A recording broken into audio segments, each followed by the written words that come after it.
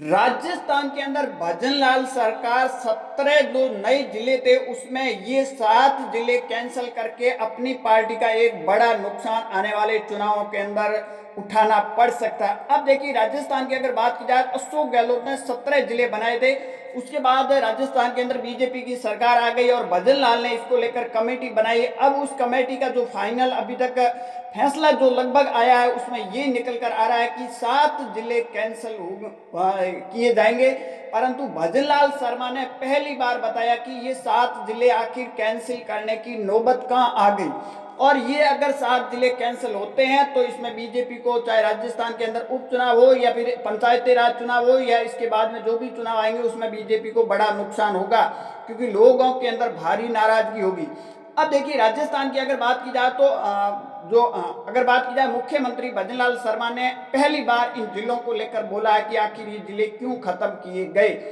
अब देखिए अशोक गहलोत की सरकार ने आन उफान में चुनाव के अंतिम चरण के जब चुनाव सर पे थे उस टाइम ये 17 जिले बनाए, और बनाए इसलिए चुनाव जीतने के लिए और अपने जो विधायक थे उनको खुश करने के लिए 17 जिले बनाए, जिसमें अगर मैं बात करूं तो साचौर और बालोतरा भी शामिल था।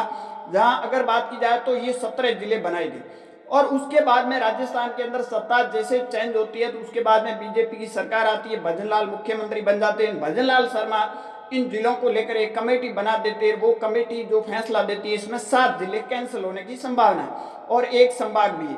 अब देखिए संभाग की बात की जाए, पाली को 20 संभाग बनाए तो वो कैंसिल हो सकता है, परंतु जिलों की बात की जाए तो नीम का थाना, उसके बाद गंगापुर सिटी, उसके बाद बहरोड कोटपुतली, उसके बाद कैकड़ी, और उसके बाद दूदू, और उसके बाद साचौर और बालोतरा, ये 7 जिले हैं जहां संभावना है कि ये कैंसिल होंगे। अब देखिए बहरोड की बात की जाए तो यहाँ निर्दलीय विधायक थे, बलजीत यादव थे, उनको खुश करने के लिए शायद अशोक गहलोत ने ये बनाए थे, परंतु कैकड़ी और दूदू का जिले बनाने का कोई मायना या तुक नहीं बैठता था, क्योंकि वहां का समीकरण मापदंड देखा जाए तो पूरा नहीं हो रहा था। उसके बावजूद कैकड़ी और दूदू जिला बनाया गया, परंतु अब उस कमेटी का निर्णय ये है कि नीम का थाना, गंगापुर सिटी, बहरोड, कठपुतली, केकड़ी, दूदू, साचौर, बालोतरा ये जिले कैंसिल हो सकते हैं। इसको लेकर भजनलाल शर्मा ने पहली बार है वो हमला बोला कांग्रेस के ऊपर।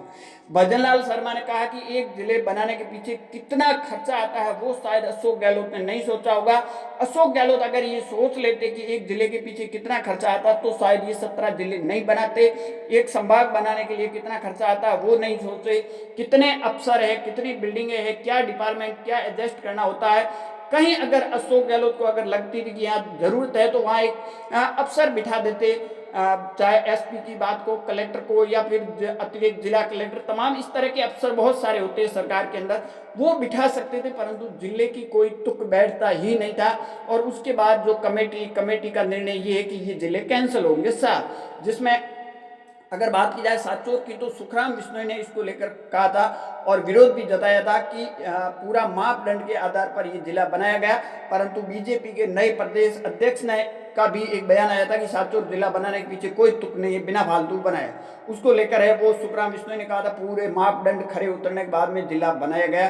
परंतु बालोतरा, बाड़मेर की और साचौर, जालोर की बात की जाए तो यहाँ 2 जिले बने थे, दोनों को दोनों कैंसिल होने की संभावना। अगर ये जिले कैंसिल हो जाते हैं तो बीजेपी को आने वाले उपचुनाव के अंदर तो नुकसान होगा ही होगा, साथ में पंचायती राज के जो चुनाव है 2025 के एंड में या फिर आदि के टाइम में हो सकते हैं, तो वहां भी बीजेपी को एक बड़ा नुकसान होगा, क्योंकि जिले कैंसिल करते हैं तो लोगों में एक भारी नाराजगी है वो देखने को मिल सकती है। आज सबकी इस पर क्या राय है कमेंट सेक्शन में जरूर देना। ज्यादा जानकारी के लिए हमारे यूट्यूब चैनल को जरूर फॉलो कीजिए।